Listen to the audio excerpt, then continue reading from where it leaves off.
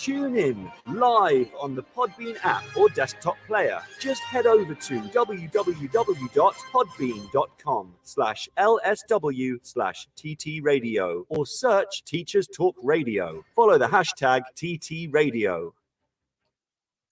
Good evening, everybody.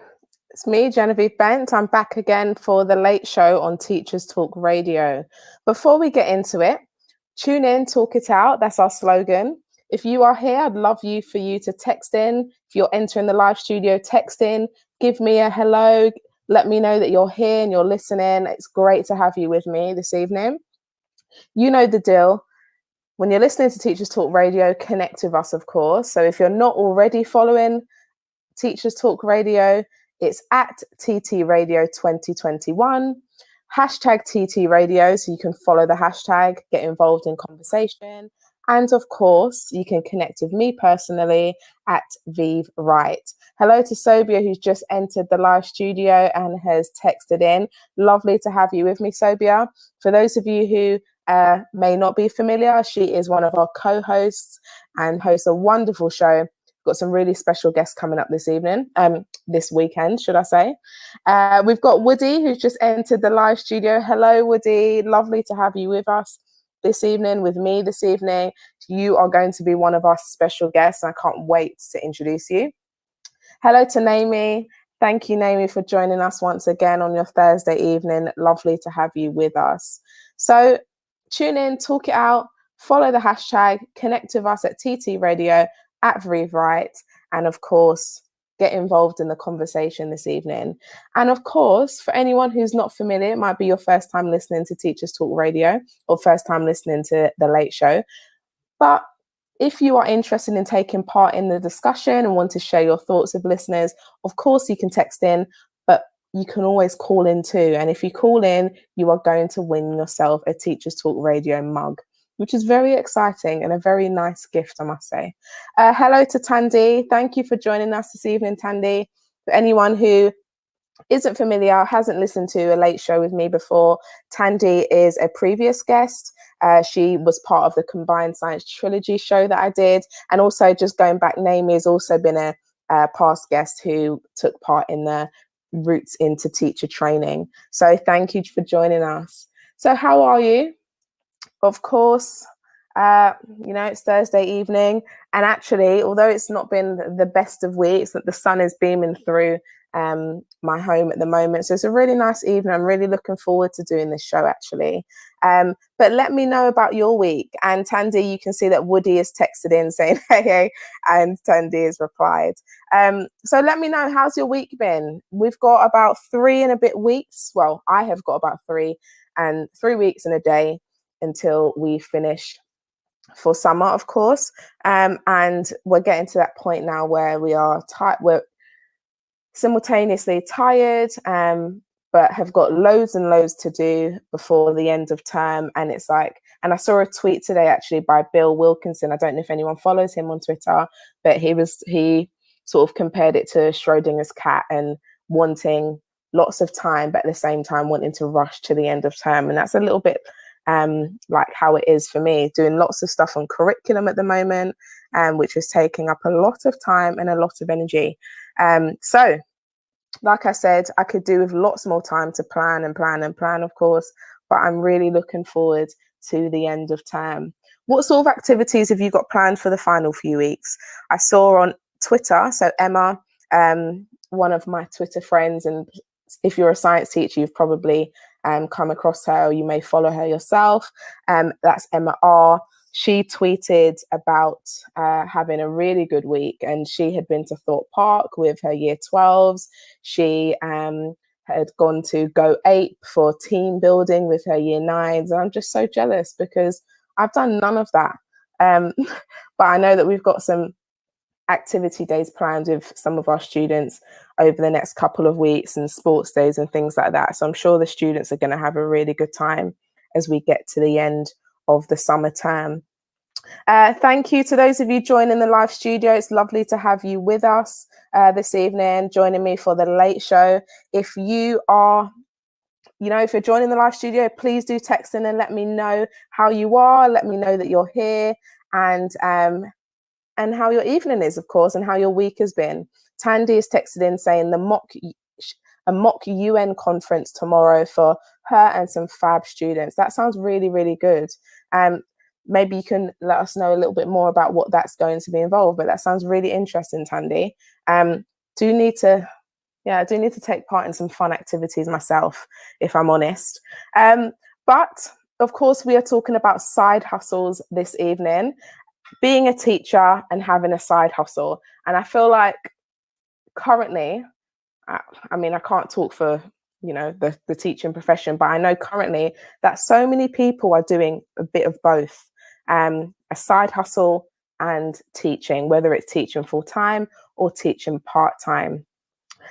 So that's been on my mind, and I thought I'm going to do a show about that, because for me, I am someone who, I don't know, I seem to be doing a lot of side hustles, not necessarily for payment either, but just because I enjoy, bits and bobs on the side. So for anyone who isn't familiar with what I mean by side hustle, that is obviously slang that's now actually formalized in the dictionary. But I looked at the Cambridge Dictionary definition, and it said side hustle, a piece of work or a job that you get paid for doing in addition to doing your main job. So who here has got a side hustle? That's what I want to know. I want to know, if you're a listener, have you got a side hustle? And of course, we're going to be joined by two very special guests this evening, going by the name of Woody and Marzan. So I'm really looking forward to speaking to them and to sharing their journey and their side hustle with listeners. Hello to Anna, who has just entered the live studio. Hope you're having a lovely evening, Anna. Lovely to have you with us once again. So current culture, before we sort of talk about the side hustles that maybe you guys have and maybe you want to share with us, just thinking about current culture. So it's really popular now to have a side hustle. It's really popular and it's really mainstream to have a 9-to-5 and a business on the side. And I feel like, particularly with the generation that's coming up, this is it's a given thing. It's being normalized now that people work hard in a 9-to-5 job. They have a career or, a full-time role, and they're still doing something on the side. And predominantly those things on the side are making them money. And this isn't just teaching. This is about, jobs, all types of jobs, all types of roles, really. But particularly if any of you follow, if you're on Instagram or on Twitter, you often come across people who are promoting their businesses or promoting their side hustles, and trying to get, or trying to, I guess, build awareness and, raise and promote their businesses, their hustles, alongside their normal job. So I do feel like it's a normalized culture now. And of course, in teaching, Mal has texted in. Welcome, Mal. Thank you for joining me this evening and joining us in the live studio. Mal has texted in saying moonlighting. Exactly. Yeah. So moonlighting, another word for it, I guess, doing things, or not necessarily having a steady side hustle, but doing things on the side and really topping up, whether it's in payment or whether it's for your own purposes, of course. But we know that teaching is not a 9-to-5 job. So, most of us who are listening, we are teachers, and we know that it's not a 9-to-5 job. It doesn't start at 9 a.m. We don't finish and cut off at 5 p.m. each evening. And when I put this tweet out, so I put this tweet out a couple of days ago, and I had lots of responses. I asked, have people, have teachers, or do teachers have a side hustle, and what is it? And lots of people responded and shared it and etc. And I had lots of people telling me what they do.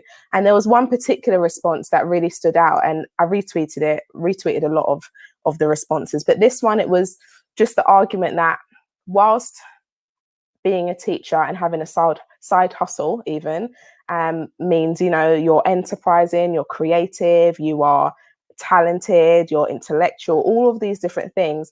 At the same time, there's an argument to say that actually teaching is underpaid and it's undervalued, and that's why many people feel the need to have a side hustle. So there's a completely different spin on it, which of course is completely relevant. And most of us here would probably agree with that statement, that for everything that we do, for the hours that we put in teaching, many of us don't feel like we're compensated enough and therefore feel the need to have some sort of moonlighting or side hustle. So there's that argument, of course. And when I tweeted this out, obviously, I wasn't sure whether, what sort of responses I'd get. Again, knowing that it's normalized in culture currently, but not necessarily in the teaching world, I really wanted to see what people are doing out there. And we've got all sorts of responses. So we had art, we had tutoring, of course, we had professional sports, like people who were actually full-time teachers and were doing, were actually a professional athlete in some capacity, or they were a personal trainer, or so many different responses. It was crazy. Now, when I was doing some extra research for the show, of course, that, I like to do, I like to make sure that I'm well informed where I can be. I just typed in extra jobs I typed in side hustles for teachers. Like I said, it is mainstream slang now, so that doesn't make sense. It's not mainstream slang. It's not slang anymore. It's mainstream vocabulary. I'm a teacher. You think I'd know better, but it's mainstream vocabulary, and therefore that there were loads of things that popped up in response. So the first one that I got to was weareteachers.com. And it gave you a long list of different side hustles that teachers currently do. And of course, some of them were more obvious than others. So number one was sell your lesson plans. And I don't know people that do formal lesson plans anymore. I don't know if that's even a thing. I certainly don't do them. I haven't done them since I was in my training year, but selling lesson plans, and I guess going hand in hand with that, is selling resources. And then there was tutoring online or in person. And I feel like tutoring, that's something I'm going to discuss later on in the show, but tutoring is definitely even more accessible now than it was, I don't know, maybe a year ago, just because of the pandemic and people turning to online and turning to virtual and all that sort of thing. So definitely feel like that's become more accessible. Parsa has texted in saying GPS. Not sure what that means, Parsa, but thank you for joining the conversation. We've got Write an ebook. So I know Nikki on Twitter has just published her book, which is really, really exciting. And I probably will discuss on in the next couple of shows. But that's really, really exciting. And making money. But this one was so, I don't know, I'm not sure about this one, but I'm sure there are people that do that, of course, and probably teachers that do that. Make money by flipping furniture. So I know that there are teachers on Edu Twitter. I've come across teachers who have flipped furniture for themselves, or flip it for their classes, or flip it for their classrooms. But I'm not sure making money by flipping furniture is a common one. But that was really interesting. Opening an Etsy shop. That is definitely popular now. So I know that I've bought stuff from other teachers via Etsy and selling your craft locally. So those were the first 6 that came up, but there were so many. I think there was about 40. And Anna has texted in saying, I have more holiday hustles, photography and sewing, made tons of masks this year. So Anna, for anyone who is, you've probably heard me talk to Anna and talk about Anna before on the show. She's been on the show discussing routes into teacher training, and she made us loads and loads of masks. And actually, if you remember, Anna, I tweeted about all those scientific masks. Anyone who's listening, who follows my Twitter, I tweeted about all the masks that one of my team members had made and tagged Anna in it. So she's very, very talented, very creative, very enterprising. Thank you, Anna, for all those masks. So it's now 8:15, and it's time for my very first special guest. And of course, I said, I'm really looking forward to the guests of this evening, because they're just going to show how amazing how amazing teachers are, and the side hustles that they've got going on alongside a full-time demanding career. So he's already in the live studio and he's already connected with me. His name is Marzan. He's currently an assistant head teacher at a school in, I believe it's North London, and a geographer at heart. So assistant head, geography teacher, loves all things pedagogy. I can't even speak this evening. I'm so sorry. Pedagogy, curriculum, and baking. Marzan, are you there? Here. Thank you for having me today. Thank you for joining me, and thank you for agreeing to come on the show. I'm really happy to have you on. How are you? I'm all right. First time I'm doing such a show, so I'm quite nervous. So please take it easy with me.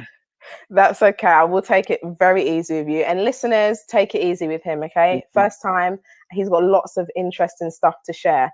You'll have to bear with me as well, though, Mazen, because as you can see, I can't really speak this evening. But Khalil has texted in saying, don't be nervous, we're all friendly. Thank you, Khalil, for joining us. Khalil is one of our Teacher Talk radio hosts, of course, and has a fantastic show on Sundays. So, Marzan, would you like to give a quick introduction to the listeners on who you are and your journey in teaching? Yep. So my name is Mazen Ahmed. I'm currently teaching in a school in East London. I graduated from Queen Mary University in 2007, and I completed my PGCE at the Institute in 2010. While I was studying at a university, I was working for Bernardo's for 5 years with children with autism and young carers. So it became a no-brainer for me to go into teaching because I really enjoyed working with young people. But at the time I qualified as a teacher was a financial crisis. So I was up against a lot of ex-bankers and it became very competitive for me to secure a job. I ended up getting a job in the Middle East and I was teaching in Bahrain for my first 2 years of teaching. Wow. And I was there for 2 years, loved the place, loved the country. People were amazing. The school was amazing. The students were really, really nice. And then I moved to a British school in Saudi Arabia to get my NQT out of the way. So I was there for 5 years, and that's where I actually started my business, which started off as a cupcake business. But just to rewind a little bit, I got married in 2014, and then me and my wife, we moved over to Saudi Arabia, and we both started the cupcake business. So our business name is Ruby and Mars Cakes. Ruby is my wife, Rubina. She works full time. She works as a forensic scientist. My name is Marzan. I'm obviously teaching since 11 years now. And that's how the brand came about, Ruby and Mars Cakes. It all started off in Saudi Arabia, doing cupcakes. Then we moved to the United Arab Emirates for a year, and I finally came back to the UK in 2016. And I decided, okay, if I come back to the UK, I don't want to do cupcakes anymore because let's go big. Let's think, let's get into the wedding industry. And my wife did a course on cake decorating. And then it just picked up. We've been baking now and doing wedding cakes for 5 years. It's 5 years since we've started. Yeah. I mean, you've got a huge journey there. I mean, it's nice to have new guests on the show. I had no idea that obviously you started off your teaching career in the Middle East. That is amazing. And before I move on to the question, but Tom has texted in saying 5 years for one cake seems a long time. Thank you, Tom, resident funny man, comedian. Nice to have you with us, Tom. And Tom is one of the executives as well on Teacher Talk Radio. So yeah, so Marzan, you sort of touched on it a little bit. How long had you been teaching before you decided to actually start up this cupcake business then, and then before you moved into the wedding cake business? Okay, so when I returned back to the UK and we started a wedding cake business, I was teaching for 6 years, and I started the wedding cake business. The cupcake was on a smaller scale, and that was 2 years into teaching. And the cupcakes were bespoke cupcakes because in Saudi Arabia we live in a compound. So I had quite a big market of about 2,000 residents, and they would come to me for the cupcakes. So it was a great market, and I was just a monopoly on my own, and no one else was competing with me. But I thought, wedding industry is the place to be. When I came back to the UK, I was teaching for 6 years, and then I started the actual business. That is amazing. So you've been baking a long time, really, and your wife. Yep, we have been. I do this amazing vanilla cupcake, right? And I used to practice with my niece, and then everyone used to be like this, to really rave about these cupcakes. And once I saw my cousin who started to sell cupcakes, and I was thinking, to be honest with you, I think I could do a better job. And that's what inspired me and kickstarted me to actually start my own business. And that's when I began Ruby and Mars Cakes. But for the last 5 years now, since 2016, we've been doing wedding cakes, and that's my side hustle, along with Amazing. teaching in full time. Amazing. So share with us then, and share with listeners, tell us more about the business, because you're obviously doing an amazing job. The confidence, I mean, you've clearly got a lot of confidence in your cake, so I'm sure they taste really, really good. And yeah, tell us more about the business. Okay, so the business is targeted at weddings.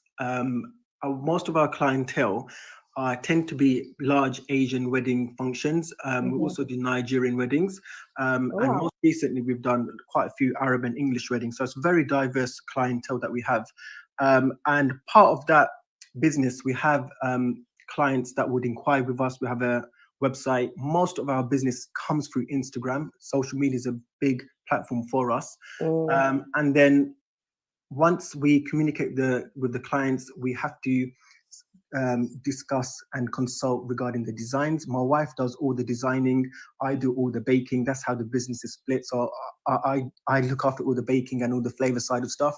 Amazing. The design and actual final attention to detail is all her. And once we have the consultations with the clients, we then host a cake tasting for the clients to come and confirm and finalize the flavors. And then on the actual day, we set the cake up, and we have it all set up for the bride and groom to come into the venue too.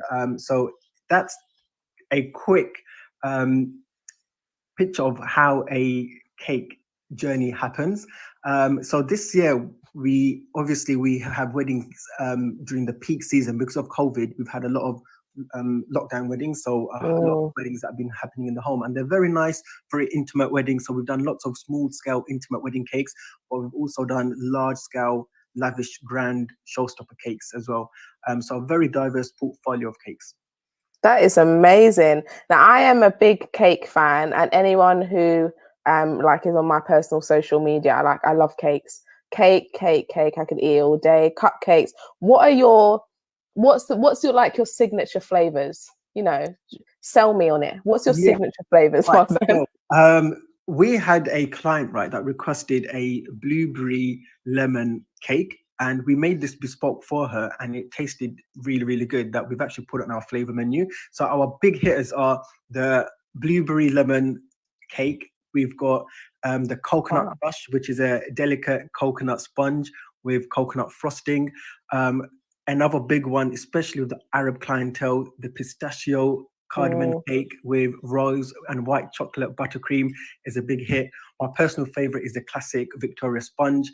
But we have lots of signature dishes, flavors. A lot of the clients now, they want to move away from the standard flavors of Victoria sponge, red velvet, and they're becoming very much more creative and adventurous. So we've had clients that want chocolate with orange, and spicy chili with chocolate. So it's very crazy flavors, but it tastes amazing. Wow. I'm listening to you, and as you're saying the flavors, I've got like this big smile on my face, just because I would easily spend lots and lots of money on cake. It's very easily done. Mal has texted in saying, can you deliver samosas to a wedding in Bournemouth? So we don't do samosas, we just do wedding cakes. I think that's a no, Mal. Tandy is also texted in saying, love baking, but not eating cake. Yeah. I mean, I love baking, but I love eating it too. So Marzan, so go on, sorry. You get sick of seeing the sight of cake when you're doing wedding cakes. So it's the last thing that you want to eat.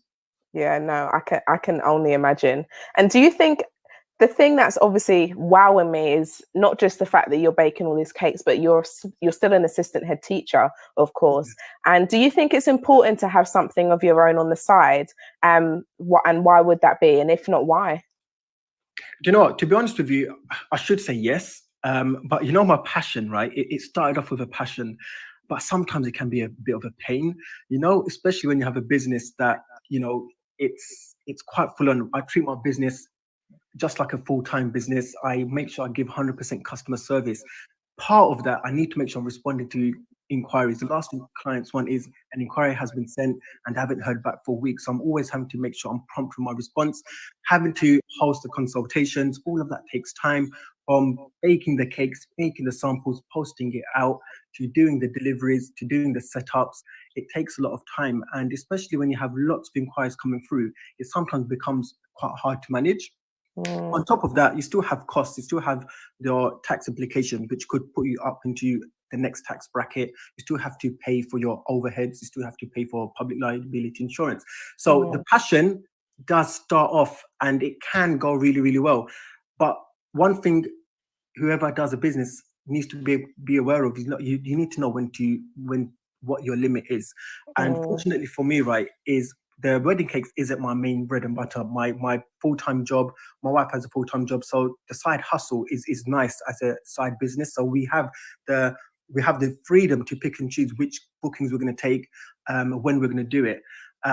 So I think it is important to be realistic, because your passion could boom into a thriving business, and then it's thinking about how do you balance it. And ultimately, the last thing I want to do is have a business, but I'm not fulfilling and providing a great customer service for my clients. Fortunately, though, the weddings, they happen during peak season, is the summer, Easter, and winter. So that is during school holiday time. So a lot of time I'm able to accommodate. But if it was during school time and school weeks, and lots of people are getting married during the weekdays, I'm having to say no, because I literally impossible for me to do. So having a side hustle or a business is important. If you have a passion and you want to take it to the next level, then definitely do it. But just making sure that you know your limits and you know when to stop. Yeah, I think that's it as well, isn't it? As teachers, we're often saying yes, yes, yes. And I guess with it being a business on the side of your full-time job, you've got to know when to say no, as you said. And is that quite hard? Is it quite hard saying no? It is, especially when you're having quite, the business is picking up. Like this year, for some reason, it's become really, really busy. Like August is fully booked now. We've got a couple of weekends. So when you have clients that really want you to do the wedding cake, especially word of mouth. Initially we started off with social media, but now more recently it's all become word of mouth. So it's quite hard to let clients down, especially ones that have recommended you. But at the end of the day, I have to think about my summer holidays is still time that I want to enjoy with my family. Of course. The Christmas holidays, I still want to enjoy with my family, and I could easily just end up baking cakes for people, but it's just important to know when to stop. And especially family, they're the worst. As soon as they know that you're a baker, they're like, Mars, can you do a cake for me? I've got one coming up. I've got son's birthday, so it's like I have to just make up an excuse, say sorry, I'm fully booked on that day. Yeah. I think that's important, isn't it? It's got to be your downtime as well. Yeah. We're coming up to 8:30. I know we're coming up to the end of the conversation. It's been great just, hearing your passion for your side hustle, knowing that you're doing this alongside your full-time senior leadership teaching commitments. Is there anything lastly that you want to share with listeners? Anything that you want to, tell us about or promote or leave us with parting thoughts? I would say if you have a passion, right? My passion was baking. I never thought that I would turn it into a business. One thing I would definitely advise you to do is start an Instagram page, and just share your work that you're doing.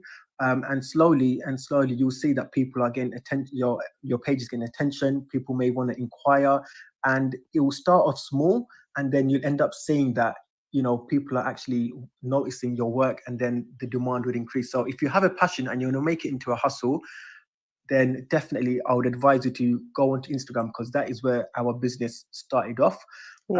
And just importantly, knowing your limits, and trying to find a business that works well within your teaching demand as well. So especially like with the wedding cakes, tutoring, that all works well around your own hours. So that will be my final statement. And if anyone's got any weddings coming up and they want me to do a wedding cake, just to follow me please on Instagram, Ruby and Mars Cakes. Definitely. One last question before you go, Marzan. Yes. Sobia has texted in saying, is the admin side easy to set up, bank accounts, tax, etc., etc.? So all of that is I do all the marketing, I do all the admin side of stuff. It is easy. Like, you have to get yourself registered with the local authority. You need to make sure your kitchen is all hygiene rated and past the health and safety standards. The tax man, you have an accountant that can do that. You just pay them additional fee every month, and they'll look after all the paperwork. The hardest part is making sure that you're on top of replying to all your clients that are inquiring with you, and that's really the hardest part. Yeah. And then making sure that you're always active on social media and putting up posts and putting up Insta stories to keep that momentum going. Yeah. So that is the toughest part, is maybe maintaining the social media side of the business.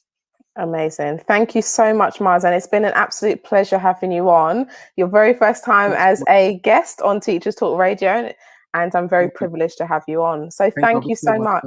Thanks a lot, everyone. Thank you very much. Thank you, and have a good rest of the evening. Plug your Instagram or your marketing into, text it in, and Yes, let I'll do that. the listeners know. All right. Thank you so much. Thank you, Marzan. Bye for now. Bye. We're going to head to the 8:30 news. This is Teachers Talk Radio, and this is Teachers Talk Radio News.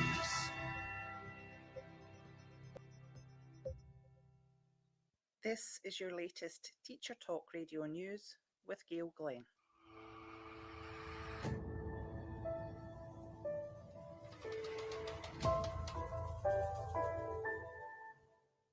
Some councils in England are awarding grants of up to £150 to put towards the cost of a school uniform to parents and guardians who are struggling financially.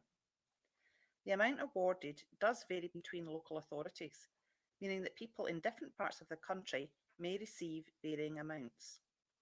Children who live in North Lincolnshire are eligible for the grants if they meet the free school meals eligibility criteria. A statement on northlinks.gov.uk reads, "Only one grant, currently £20, is paid when the child is at primary school, and one grant, currently £30, when they are at secondary school." The grant is not available everywhere, as even though the help falls under the Education Act 1990, it isn't a statutory right in England, and there are separate systems in place for Scotland, Northern Ireland, and Wales.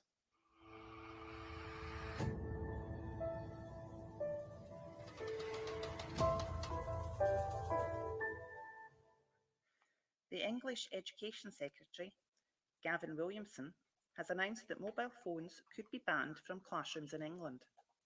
Mr. Williamson has stated that mobile phones are not just distracting, but when misused or overused, they can have a damaging effect on pupils' mental health and well-being. He said, "I want to put an end to this, making the school day mobile-free." Some school leaders believe that there is a role for mobile phones to be used in the classroom as a learning tool, but ministers disagree, believing that removing phones from schools would increase pupil attainment and help address issues such as pupils engaging in sexting. Dr. Amanda Gummer, child development expert and founder of the Good Play Guide, said, "Most schools I know have very strict controls over when mobile phones can and can't be used, and I think schools should be empowered to manage that according to their ethos and community. I think there should be a difference between ages. I have no problem with banning phones in primary schools, but my general philosophy is that you should only ban the things you absolutely have to, because it just sends them underground and it becomes a taboo thing. You end up missing opportunities to promote learning and development. Children need to learn how to use mobile phones responsibly, and schools have a role to play in teaching them how to do this," she said, adding that most schools are adept at managing child behaviour around phones.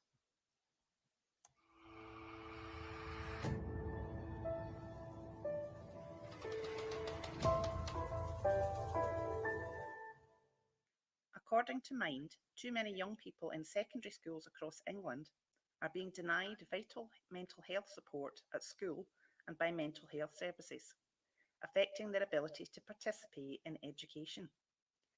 Mind's inquiry into secondary education and mental health, not making the grade, Why Our Approach to Mental Health at Secondary School is Failing Young People, which was released on the 30th of June, stated that 96% of young people surveyed across England reported that their mental health had affected their schoolwork at some point. Mind is calling for schools to look into the way they respond to young people experiencing behavioural problems because of mental health problems and trauma as a matter of urgency. This has been your daily education news briefing. Live from London, this is The Late Show with Genevieve Bent on Teachers Talk Radio. Good evening and welcome back to The Late Show with me, Genevieve Bent. Tonight we're talking side hustles. Having a side hustle whilst maintaining a teaching role, can it be done? Of course it can. So we're just joined by special guest Marzan, who talked us through his cupcake and wedding cake business. And of course, he has texted in his details. So give them a follow, check them out, maybe even book them for your upcoming function. Thank you, Marzan, for joining us this evening. Now, side hustles. If you are listening, of course, even if you're listening back, do you have a side hustle? What is your side hustle? And do you think they're necessary in teaching, and why might that be? And I know at the beginning of the show, I mentioned, that argument regarding teaching being underpaid, and therefore many teachers actually thinking about what they can do on the side to, think about maintaining their lives and payments and, salaries and all those sorts of things. So if you do have a side hustle, of course, and you want to text it in, please do, or you want to call in and join the conversation, please do call in. You know that you get an opportunity to win a mug if you are a guest caller. And yeah, let us know. Let me know. Do you have a side hustle? What is it? And it's also a good opportunity for you to plug that side hustle too and get some free promo there. You don't get that everywhere. That's Teachers Talk Radio for you. And I'm generous like that. And if you are on Twitter, of course, it's at TT Radio 2021, hashtag TT Radio, or it's at Vive Right if you want to connect with me personally. So thinking about teaching and side hustles, obviously teaching is a very demanding job. And most of us who are listening, we are teachers, have been teachers, work in education in some capacity. And we know that it's a very demanding role. So how is it that so many of us are able to keep up with that role and a side hustle? And we've had some people texting already talking about the side hustles that they have, and also engaging with Marzan, who was our guest just before the news. And Tom texted in saying, I haven't eaten cake since I started my hardcore diet 3 months ago. Tom, I wish I was as disciplined as you, because I literally eat cake every single, well, if not every evening, every other evening. I've had cheesecake 3 nights in a row. This evening I've had churros, not quite cake, but I've got a bad sweet tooth. So cake is like really my thing. So Marzan, possible customer here, just saying. Mal has texted in saying, I have 0 time to have a side hustle whilst full-time in a school, but the last few years I know of ECTs. For those of you who are not aware of an ECT, that's an early career teacher, the new framework that just come in, and with Saturday and holiday jobs. Yeah, so I had some really amazing side hustles that came in when I tweeted this out a couple of days ago, from working at a farm to personal trainers to professional or semi-pro athletes. Now, for those of you who may side hustle now is making websites now, amazing. Yeah. And we know that you do a good job. If you are listening or listening back, you may know that we have a website, ttradio.org, I believe. Mal, you can text that in. But we have an amazing website, and it's done by Mal, and it's really, really good. And I'm not just saying that because I'm a TT radio host, but it's really good. And of course, it's got my picture up there. So obviously I'm going to be a fan. But for those of you who don't really know me, Genevieve Bent, obviously you're listening to The Late Show with me. I love side hustles. I don't know how, I don't know why, but I do them. And, I'm doing all sorts. So I have my hands in all sorts of pots. I just enjoy doing stuff on the side. And my sister, who may be listening this evening, often talks about the fact that I don't know how to relax. I mean, I do know how to relax. I watch a lot of TV. You'd be surprised. And I'm doing this. Is it a side hustle? it's a side hustle, I guess, a voluntary side hustle. But yeah, I like to do lots of things on the side, and one of those is Young Gifted in STEM. I'm going to talk about that after the 9 o'clock news. But of course, it's time for my second special guest. Now, Woody, I know, is in the studio. Woody, do you want to give us a call in, and let's have a chat? So, hi, Woody. I can see you've texted in there. Woody Danan is a teacher, and she's been a teacher for 9 years, teaching science, and currently is a head of science. Woody, good evening. Good evening. Is this working? It is working. I can hear you perfectly. How are you? I'm good, thank you. How are you? Yeah, I'm all right, thank you. I'm good. I'm ready for the weekend. I think I am. So we have Inset Day tomorrow, so it's kind of the weekend kind of just started. Nice, nice. And I can hear like a northern accent. Do It's you? very much, yeah, it is. Where do you live? So I live in Warrington, but I grew up in Accrington, Amazing. and that's the strong northern accent. It's Accrington coming out. I love it. I love it. So could you give a quick introduction to the listeners on who you are and your journey in teaching? Yes, certainly. So I started teaching in 2012. I actually did my degree as an adult with 2 children, and that was a Fantastic. struggle. That was a struggle in itself. I, but the reason why I became a teacher was I loved science, and I kind of was never supported as a growing up by family. And where I grew up, I could see there was a lot of young people like myself. So I decided to go and do a degree and become a teacher. Loved science even more throughout the 4 years that I did my degree. But then I realised that actually, even though this is what I wanted to do, and I feel that this is how I can give back to my community, it didn't pay very well. Mm, So I had to start to think about how I could make it in teaching and do what I really love and enjoy, but at mm, the same time ensure that I'm providing for my 2 sons and they're not missing out.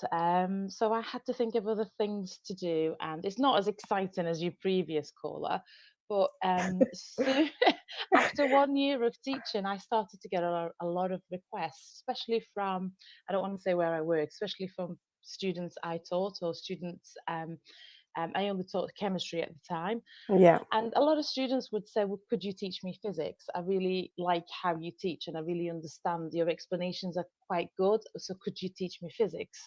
And I thought, hang on a fantastic. minute, there's a gap in the market here. And I started to look into it, and there was actually a massive gap in the market. Not Yeah, many physics teachers, not many yes. physics specialists, not many physics tutors out there. So I decided to go through the IOP and started to do a lot of CPD. Now, luckily for me, it was all free. I Mm, did lots of summer schools. And by the second year into teaching, I started to tutor. And yeah, it was very quickly got became quite known in the local community. yeah, I'd get asked to. I'd fill up very quickly. I wouldn't have time to take on all the students that were asking for tuition. So I started to get colleagues to help out, so and that, yeah. so I know you mentioned it briefly. You talked about 2 years being into teaching. Can you Yeah. just tell us a little bit more about that journey, with the IOP and the CPD that you did, and share with us and the listeners, how you sort of went about that? When I started my PGC at Edge Hill, I was given the opportunity to take part to do a subject knowledge enhancement, Yeah, and they actually paid for that, which was really good. Um, so I did that for, I think it was 8 weeks. I did it, and I really enjoyed physics. I thought, oh, hang on a minute, this is quite enjoyable. I started my first school. There was no opportunity. They were short on chemistry teachers and not physics teachers, and I'm a chemistry specialist, so yeah, I taught chemistry. Now I knew, because I had that initial contact with the IOP through the PGCE, I knew they ran the summer school, so I did one. at the end of my NQT year at York, Yeah. and I did a follow-up one a couple of years later, and I signed up for every single subject knowledge enhancement or any course that was going for free. I Mm, did. So I had a lot of time and effort, and I had to be supported because I'm a single parent. So I had to have the support from family and friends when I needed to be doing that. yeah. But it was really, for me, it was really enjoyable. But I'm not going to lie, some part of it was for financial reasons that I did it, Yeah. because Yeah. simply a single wage with two children was not enough. Mm, So there mm. had to be something else, and I enjoyed teaching. And I got told I'm quite all right at it, so I thought I could make a bit of money, and I still do. Believe it or not, some parents offer me 45 and £50 to do A-level chemistry, and sometimes I don't have the time to do it now. Mm, because you're just so busy with it now. You're just so Be- successful. because I am quite busy with it, but because of my job now as being a head of department, Yeah. I'm quite lucky. It's obviously the financially that's money has improved, Yeah. how and but the job demand of the job has been the head of department, as you know, is massive. It is. So I can't neglect that. I can't not do my job as head of department well, and Yeah. most of my time goes to that now. I Mm. still do a little bit of tutoring. So one of them, I set myself a limit now, where one of them pays for piano lessons for one of my children.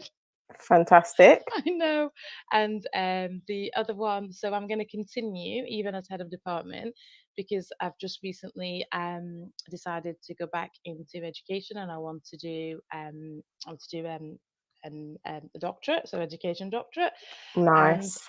I have to pay for it somehow. I have to fund it, so Yeah. it's going to come through as tutoring. So the side business has supported me at the beginning financially massively, and now I'm able to do more because of this Because of it. little side business. And Yeah. even though it's not really an exciting business, I believe I enjoy it, and I enjoy the feeling after, and the feeling that pupils have when they understand and they can do things and they succeed. It is really good. Yeah. Yeah. And you mentioned getting other people involved. So did you at one point sort of, I guess, coordinate a tutoring sort of side I hustle? have. So I haven't benefited from that financially at all. I believe if you do good, you get good from the universe somehow. So Agree. I've got quite a few friends that I introduce into tutoring, Yeah. and when I can't provide the service to the parents, I'm sorry, it might be a bit noisy, That's all then I right. would suggest one of my colleagues. And recently, in the last year, I actually supported a lot of colleagues to go online. So some colleagues that were Mm, unable to tutor in the past are now tutoring and doing it online. yeah. So I think now that we've got, you said it earlier, that we've got a lot of the online tutoring is picked Yeah. up It's now. boomed. It's massive now, yeah, and it's making it a lot more accessible to other parents that maybe don't want to pay £35. Now they can have the same kind of service, not in person, for a lot less. Yeah. So I think moving forward for me and for some of my colleagues, it would be online. I realised that I could support people as when my son had a tutor. So my son's just finished year 11, and he had a maths Mhm. tutor. And at the start of the pandemic, she said, "Well, Woody, I can't come to you anymore." She was an older lady, and I thought, "Oh no, I can't lose her. Yeah. Who's going to do maths with him? And if I have to learn maths to do, well, I can do some, but not everything. And if I have to, we'll fall out. We'll no longer have that beautiful mother son Mm, relationship." relationship. So I thought Yeah. I need to do something. So I actually helped her and supported her in tutoring online. So she continued to tutor, and I helped other people as well to Yeah. set up and tutor online, which is I love nice. that. I love that. So it's not just your side hustle, but you're introducing people to their own side hustles. And like I said, it has been a sort of staple as a side hustle for teachers for years and years. Yeah. And I know you said you don't do it very often, but what's your sort of favorite thing about the fact that you tutor outside of school? My favorite thing is being able to just doing as much or as little as the student needs. Yeah. And I really enjoy being able to do more than one thing at this in the hour or in the hour and a half.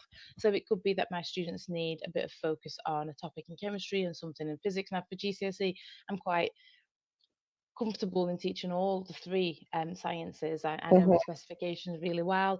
Yeah.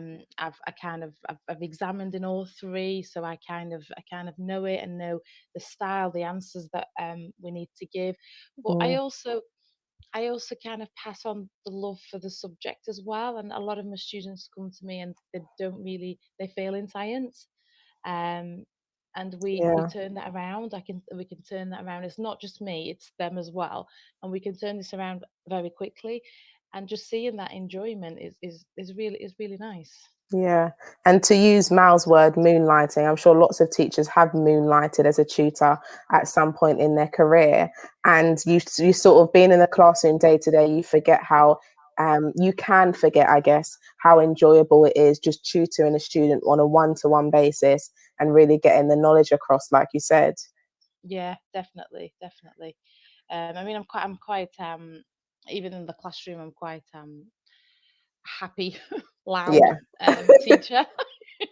So I do feel, I hope I pass that passion and love for science always. But Yeah. it's a little bit different when it's one to one, and especially when the student has lost, can I say, all faith in themselves, Yeah. and No, you just definitely. you turn that around and you make them realize actually you can do it. You're just missing something. There's a link missing. There's some information somewhere that you've got Mm. missing, and once we fill that gap in, you're just gonna flourish, and they do. Because Yeah, science is enjoyable. It's I it believe is. I believe yeah, of course. But I do believe that we can. Every single one of us doesn't need to be scientists. However, every single one of us needs to know a certain amount of science, or Yeah. to be scientifically literate, shall we say? Because it is Yes. an important is important to know enough science. Also something that I loved inviting you on was obviously I know that you're a head of science, so I knew you was going to big up the subject. Um, Well, yeah. Sobia has texted in asking, "Are you allowed to tutor your own students?" So the first school I worked at, there was no policy that I couldn't. I didn't actually tutor that many. It was one student that came through externally. Currently at my school, I wouldn't do it. Yeah. Um, However, my very first school that I worked at, 95% of my students come from that school still till this day, and I left there nearly 5 years ago, 4 years ago. Okay. Yeah. So I think it's yeah. no, I was going to say I think there are some schools feel one way about it and other schools don't mind as much. I guess it just depends on where you are, doesn't it? Yeah, yeah, it definitely depends on the school, and every school has a policy, I believe. And at the Yeah. first school I worked at, didn't have you could tutor, and some teachers did tutor the students. I believe I would hate if one of my students asked for me to tutor them, because I would feel I'm not doing my job in the Uh, classroom. yeah, there's that. So yeah. Obig has texted in. Good evening, Obig. Thank you for joining us this evening. She's texted in saying that's really good about tutoring for piano sessions and is thinking about considering this herself and loves the idea. Yeah, I Uh, mean, I did it for years, just so I can pay. So I did it just to pay for other things. yeah, And yeah, I think for the next few years I will continue to do it. Like I said, it's going to pay for my course, which I'm really looking forward to, and I mm, do enjoy it. I mean, if I get parents coming through, so it's word of mouth. Usually they've heard about me, and I would probably struggle to say no. yeah. I know that's a downside, isn't it? You sort of struggle to say no generally. Yeah, Um, yeah, um, yeah. Amanda is texting in. So Amanda is our late show host on a Thursday evening, and I would encourage you to listen to her show. So she'll be after me this evening. Amanda is in saying, I know someone who tutored in order to pay for their car. Yeah, that's it, isn't it? Lots of people who do tutor use it for their sort of their desires, their wants and that sort of thing, rather than the needs and the staples. It's that extra money. So Woody, last question then. I know we're coming up to the end. It's been great hearing about your side hustle. Do you think it's important to have something of your own on the side? I'm not too sure. I think I had to at the beginning have something on the side. Now I know lots of people are very creative. I think it can be very good for your mental well-being to do something other than your day-to-day job. It doesn't necessarily need to be for financial reasons. So in a way, yeah, I kind of do. So like it can be, you can turn your hobby, and I've known loads of people who've turned a hobby into a very successful business. Very Yeah. similar stories to the gentleman we had earlier. So yeah, I think it is. Yeah, I mean, I'd agree with you. I think it's important to distinguish that the side hustle doesn't necessarily need to be something that you pour your heart into just for, you know, for financial reasons, but just to have something on the side that sort of makes you happy, that inspires you, you know, that keeps you motivated, I guess. Yeah, definitely. So Woody, is there anything else that you'd like to share with listeners at all? Do you want to plug anything? Is there any parting words?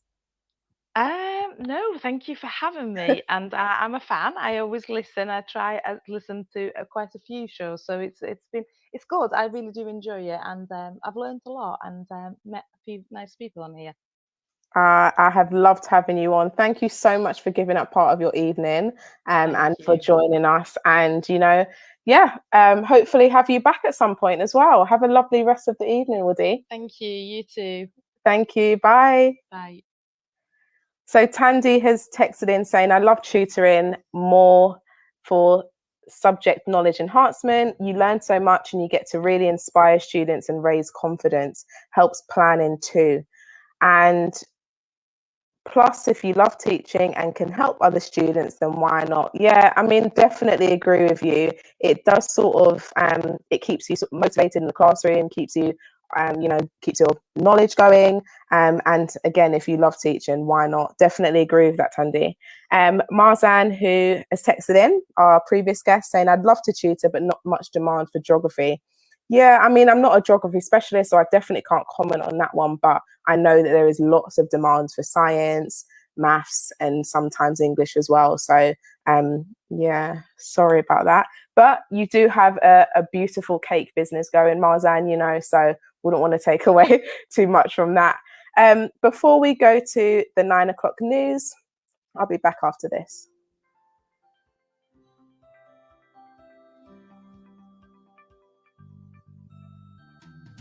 Creative Resources, made for teachers by teachers. At Creative Resources, we've been rethinking what a classroom can be. We've created a huge range of more than 2,500 original and exciting resources that span across more than 15 different subject areas. Whether you're looking for primary or secondary level resources, careers options, PSHE, arts, or humanities, Creative Resources have the resources for you. We offer full curriculum packages and unique, challenging escape rooms themed on topics such as Shakespeare, Tudors, and fractions. We have quizzes, task cards, Tarsier puzzles, and lots more. Better still, more than 100 resources can be accessed for free. Just visit our website, www.CRE8TIVEresources.com. You can get 10% off any order you make on our website by using the discount code TT Radio. Creative Resources, made for teachers by teachers. This is Teachers Talk Radio, and this is Teachers Talk Radio News.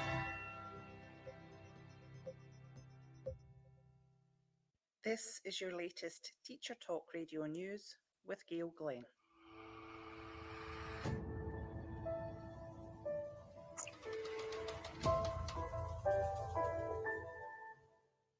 Some councils in England are awarding grants of up to £150 to put towards the cost of a school uniform to parents and guardians who are struggling financially. The amount awarded does vary between local authorities, meaning that people in different parts of the country may receive varying amounts. Children who live in North Lincolnshire are eligible for the grants if they meet the free school meals eligibility criteria.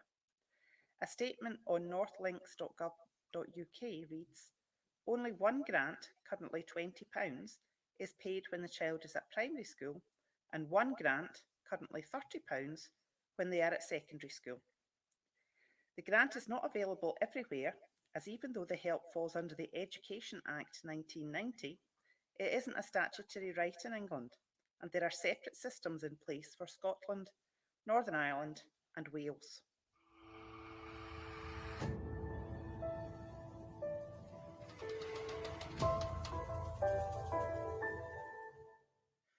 The English Education Secretary, Gavin Williamson, has announced that mobile phones could be banned from classrooms in England. Mr. Williamson has stated that mobile phones are not just distracting, but when misused or overused, they can have a damaging effect on pupils' mental health and well-being. He said, "I want to put an end to this, making the school day mobile-free." Some school leaders believe that there is a role for mobile phones to be used in the classroom as a learning tool, but ministers disagree, believing that removing phones from schools would increase pupil attainment and help address issues such as pupils engaging in sexting. Dr. Amanda Gummer, child development expert and founder of the Good Play Guide, said most schools I know have very strict controls over when mobile phones can and can't be used. And I think schools should be empowered to manage that according to their ethos and community. I think there should be a difference between ages. I have no problem with banning phones in primary schools, but my general philosophy is that you should only ban the things you absolutely have to, because it just sends them underground and it becomes a taboo thing. You end up missing opportunities to promote learning and development. Children need to learn how to use mobile phones responsibly, and schools have a role to play in teaching them how to do this, she said, adding that most schools are adept at managing child behaviour around phones.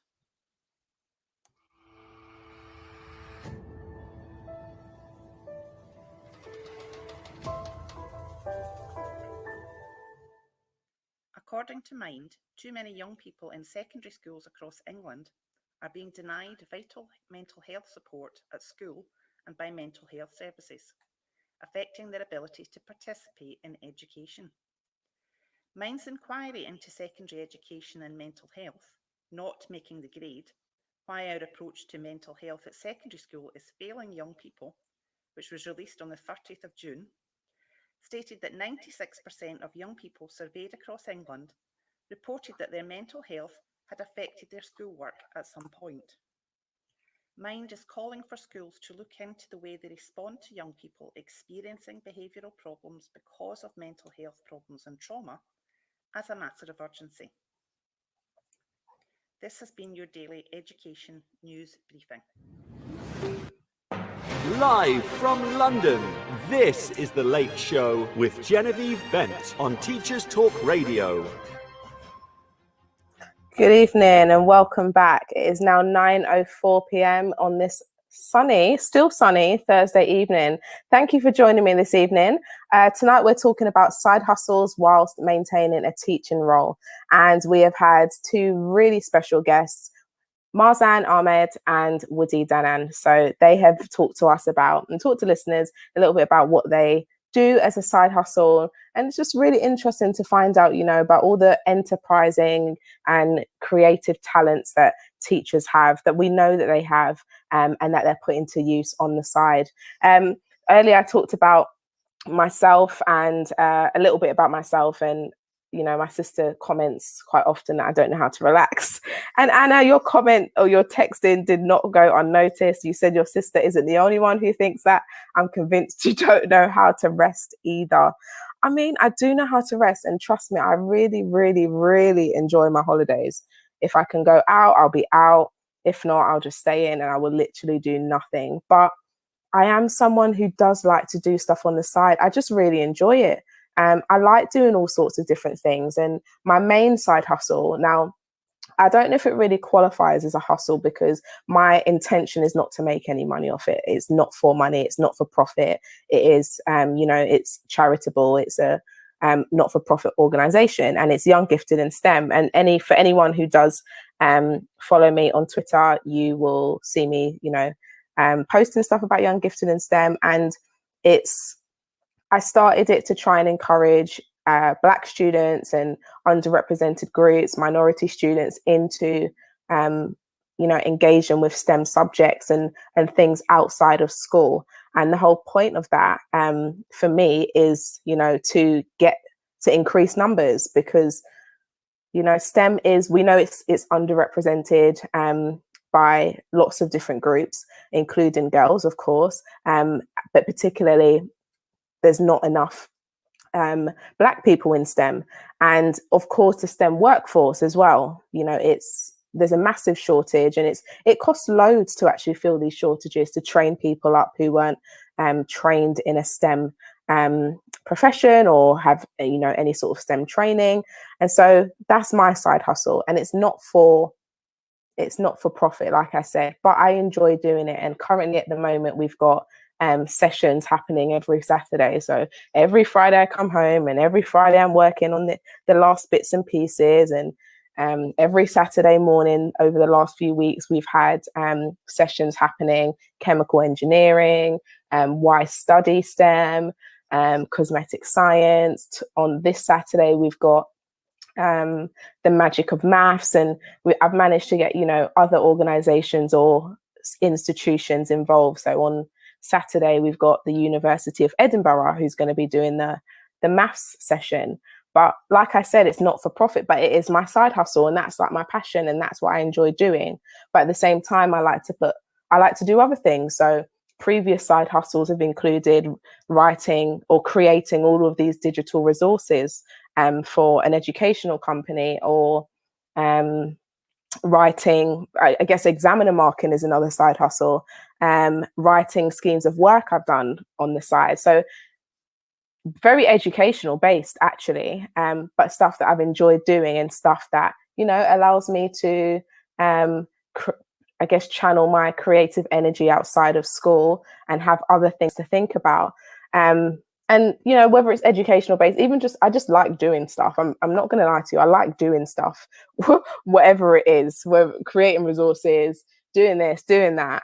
That's just me as a person. So I'm very much a supporter of having a side hustle, but at the same time, making sure that it is something that you're passionate about and not something that's going to run you into the ground, because we know that teaching is very demanding in and of itself. Blessing, good evening. Thank you for joining us, and thank you to everyone who is joining the live studio. Really lovely to have you with us this Thursday evening. So Blessing is texting in saying, I wish there was more demands for history GCSE. And I know that she's referring to tutoring.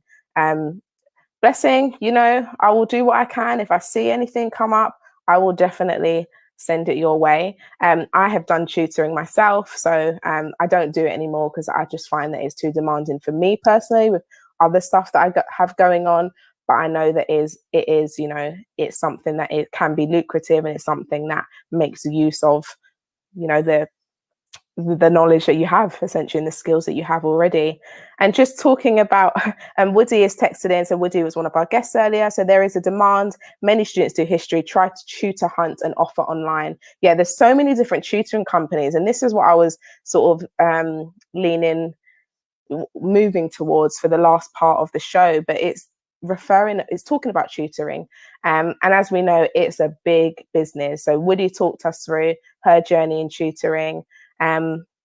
But so many teachers I know have done or currently do or consider tutoring, and huge business. There is money to be made, of course, and it comes down to the argument that we said earlier: is there enough money in teaching? And many of us would agree that there probably isn't for the amount of work that we actually do, and so tutoring has sort of come in and over many years and been very, very popular. But just thinking about how tutoring is used, I came across an article from Al Jazeera Online, and it was all about a recent sort of clampdown in China, and it was talking about the clampdown on tutoring.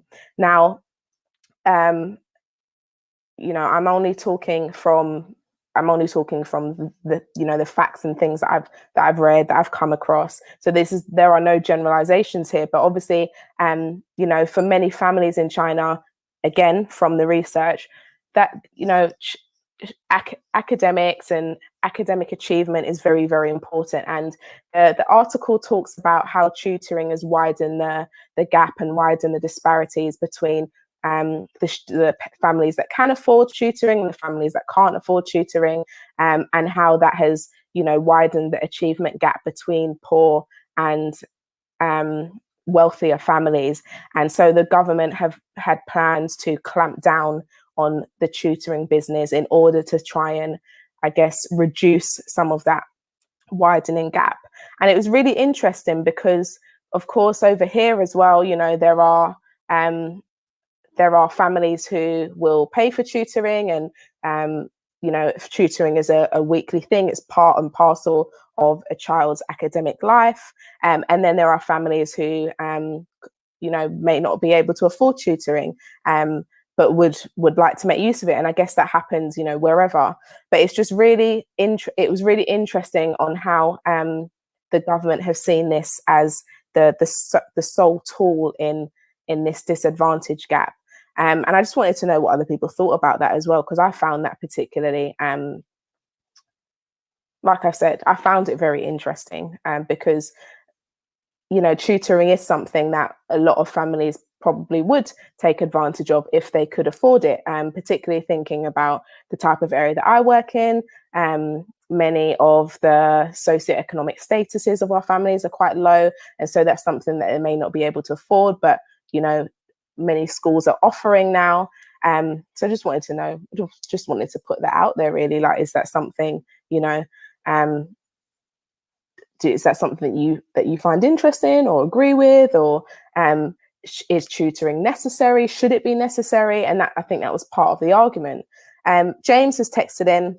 Hi, James. Lovely to have you with us this evening. So, used to write as a freelancer alongside teaching, very time consuming. Stopped as soon as I was blessed with fatherhood and priorities changed. I've also seen an increased demand for virtual remote tutoring over the past year. James, coming up very familiar. I'm going to have you on as another guest, because I would love to hear your journey. And I'm definitely thinking of a part 2 or part 3 of this show, because I had so many people come in, message me or reply to my tweets about the side hustles that they have. So James, I will definitely get in contact with you.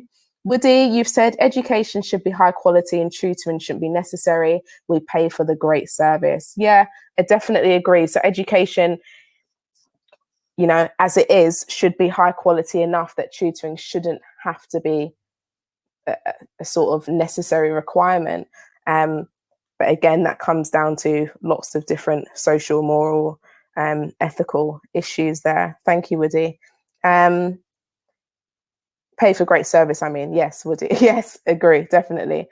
So for those of you, I know that there are people who are just joining the live studio. We're talking about side hustles this evening. And if you have a side hustle and you teach, it'd be great to hear from you. Any extra callers do get to win a mug. Hello to Tasha. Welcome and thank you for joining me. I know that I did tell you to, I did send you a tweet earlier saying join us, text in. So Tasha used to be a fitness instructor and then left teaching and made up and used it as a side hustle, made up the difference for the drop in salary. Yeah, fantastic. I think there was a couple of people that I came across actually that were either fitness instructor or personal trainer or professional athlete. I think that's great, because me personally, I don't even have time. I don't have the energy to go to a gym or do a workout, let alone instruct other people to do a workout. So I honestly don't know how you do that. I really don't. Anna, texting saying, coming from a Korean community background, tutoring is a huge industry there, and parents will burn themselves out to pay for it. And students are often in tutoring sessions until 10 or 11 p.m. or even before school at times. Yeah, and that was sort of part of what I was reading as well in that article, just talking about the actual burden on students. So it talked a lot about the burden and the stress that tutoring was putting onto young people because of this pursuit for excellent academic achievement. And that was part of the reasons, or that was a big part of the reason that the government had decided that they wanted to do this clampdown, because it was proving to be just too much historically and in present day. Thank you, Anna, for that contribution. That's really, really great. Sobia has texted in relation to that as well. Do they get time to have a childhood? And that's part of it, isn't it? Young people, I mean, I've tutored previously, I've tutored for families before, and I stopped tutoring, like I said, but sometimes, just being in that environment, and the child seems so stressed, and that although the parents ultimately want the best for their child, sometimes it can be too much of a burden for those children, particularly if they are still young. We're not talking 16, 17, 18, we're talking younger than that. And it can be just quite a lot for those young people. But just talking about, teaching and side hustles again, Woody also mentioned it about the fact that, teaching hasn't paid enough, and particularly for, if there are things that you want to do, whether it's for your child or for yourself or for your family, all the extra workload that this summer has proven to be in terms of tags, etc., etc. And many teachers have taken to social media and talked about, that they're doing all of this examiner work for free. I mean, I personally, depends on how I feel, but some summers I would do examiner marking, of course, for the exam board, and some summers I might not. But all of the extra work that normally people get for that extra payment in the summer is not happening. They're doing it for free. And in Scotland, this is sort of came out this week, but in Scotland, part-time teachers, they're saying, are going to receive a £400 payment for exam workloads. Not sure why it's just I think it's part-time, obviously. I'm sure they've spent lots of their own time trying to catch up on that workload related to tags, but at the discretion of head teachers. So not necessarily a central effort, but certainly that's in Scotland. I can't say the same is happening down here in England. Correct me if I'm wrong. I may be wrong. But that sort of, it's just another argument. It's just showing, there's recognition there that actually the workload is not reflective of the compensation. Anna, you've texted again. Anna, if you want to call in, you can win a mug.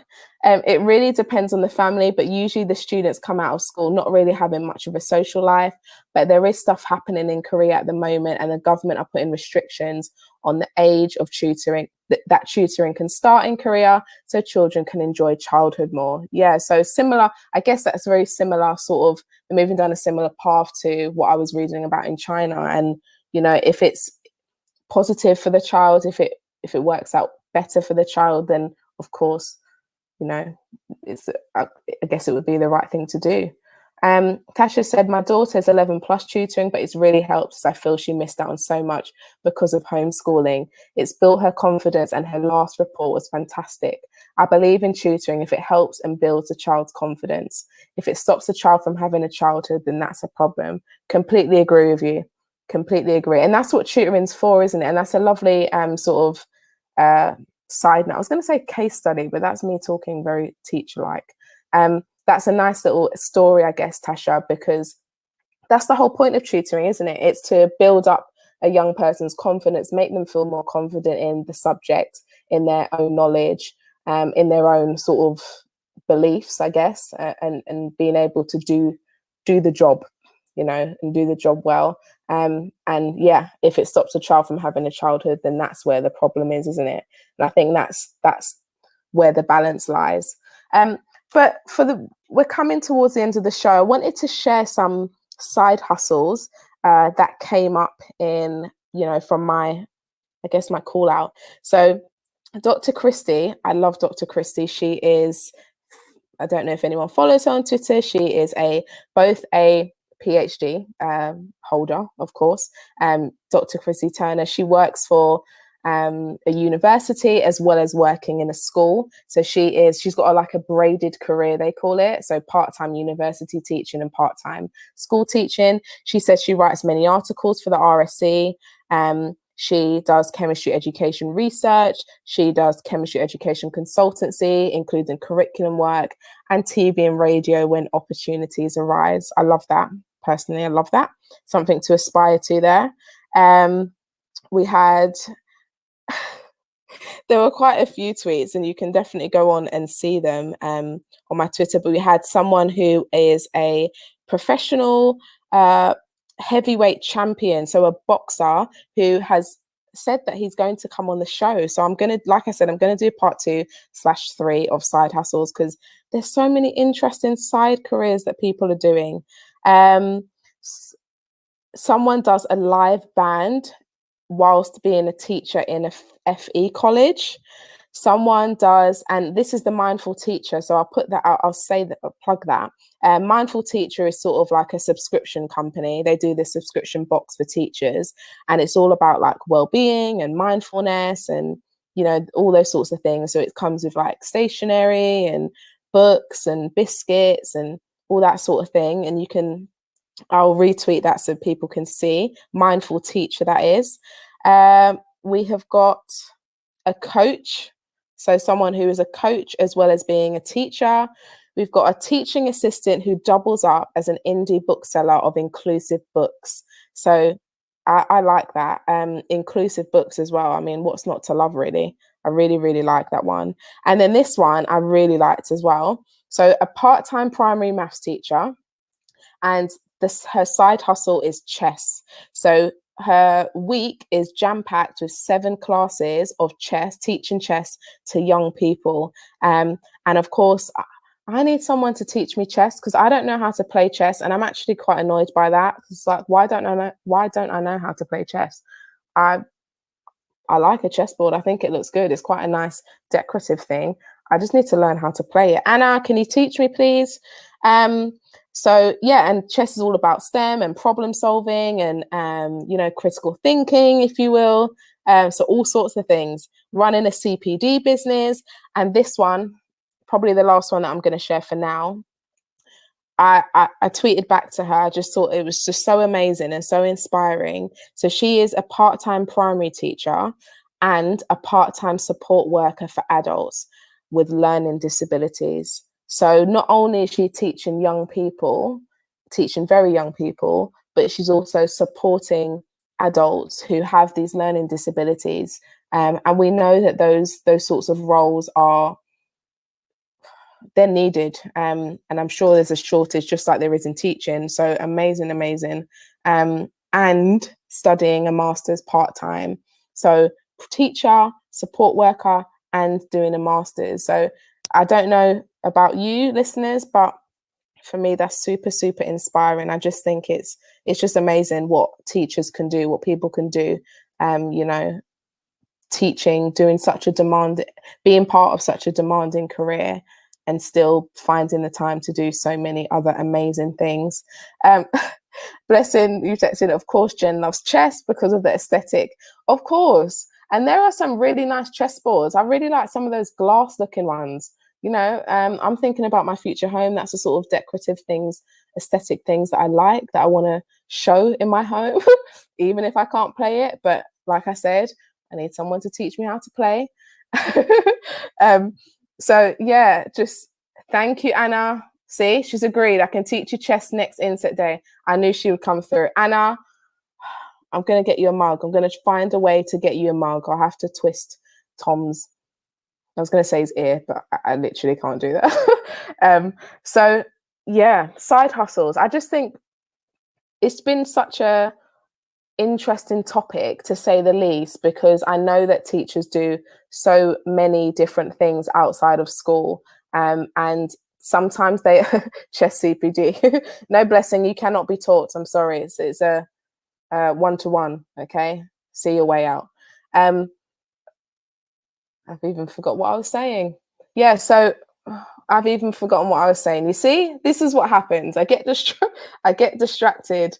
But yeah, I know teachers do so many different things outside of school that don't necessarily align with what they teach in school. You know, it doesn't not like, I mean, I do STEM on the side. I teach a STEM subject, but there are teachers who do things that are completely different from what they do on a day-to-day that I think is fantastic, like Marzan, you know, has a massive baking, beautiful baking company, business, but it's a geography teacher. And I just think it's just so inspiring.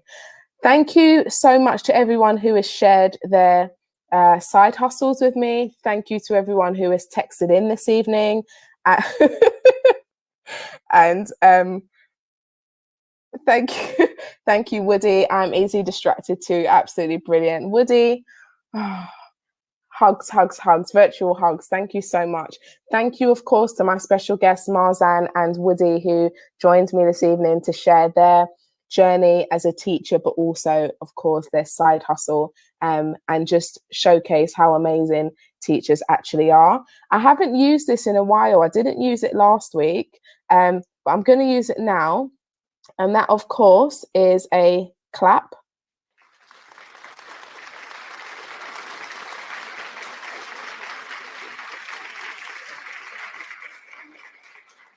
And that is a clap, of course, to say you are just all amazing.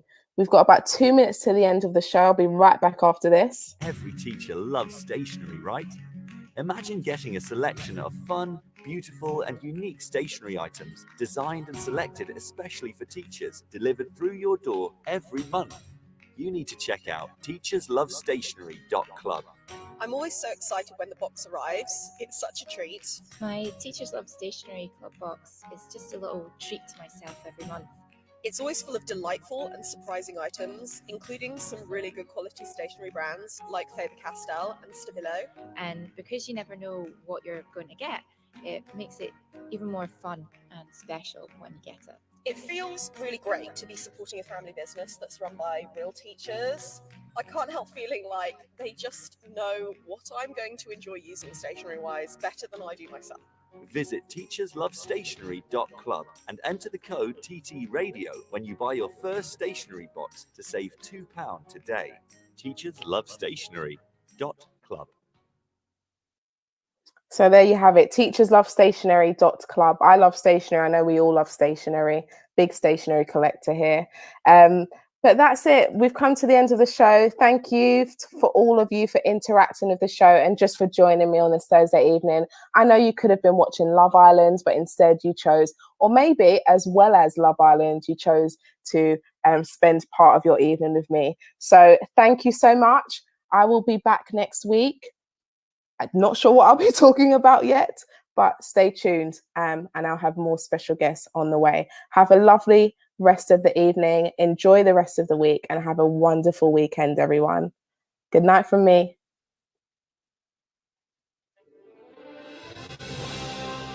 You've been listening to Teachers Talk Radio. Tune in live and listen back at ttradio.org. We look forward to hearing from you next time on Teachers Talk Radio.